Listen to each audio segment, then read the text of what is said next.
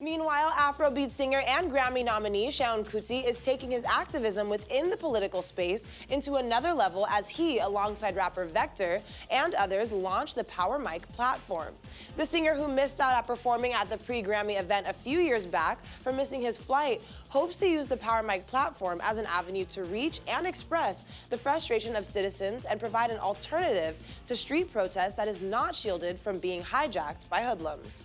This has been an idea we've had since NSAS times of a way to start a dialogue, between the Nigerian professional class and the grassroots of this country and the citizens of this country. We've understood that for a long time, the bridge between we that have been lucky enough to get some comfort within this oppressive state and the rest of us have not been that fortunate, that bridge has largely collapsed, and eroded, So this is one of the ways that we believe that this connect can happen. And when we say Power Mic, we want people to think dialogue, we want people to think solidarity, and we want people to think action. So this is the way that we want to approach communities. This is the way we want to approach unions. This is the way we want to approach industries. We've divided Power Mic into different categories.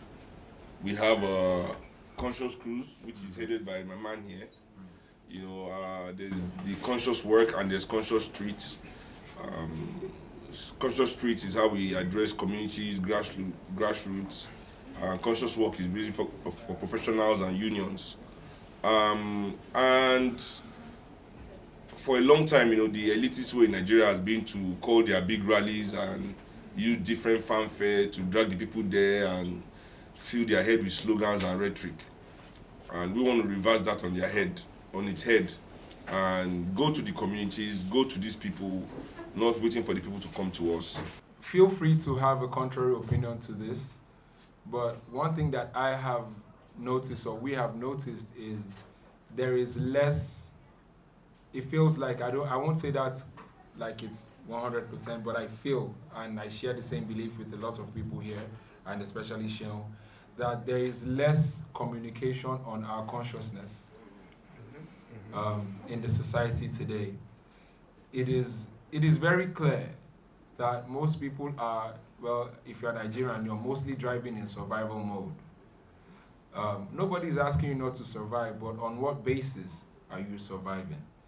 Is your survival in line with, say, our normal understanding as Africans or as Nigerians? Because now this same country, they say it takes a village to raise a child. If it takes a village to raise a child, when that child hammer, the village grass enjoy.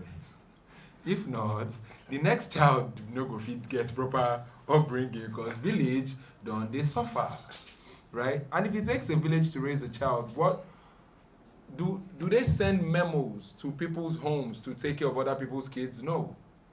It's mental. It's something you're conscious about. Everybody here, except say you be devil firstborn.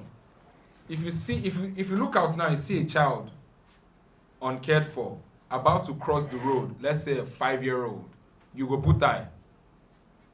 Especially if motor they come. Where has that consciousness gone? Because people are trying to survive every day. Because I feel we are having language barriers, we are having classification barriers, we are having academic barriers, we are having political barriers. All these barriers just they plenty, whereas all of us are human beings. If there's one thing we all have, we are all conscious beings.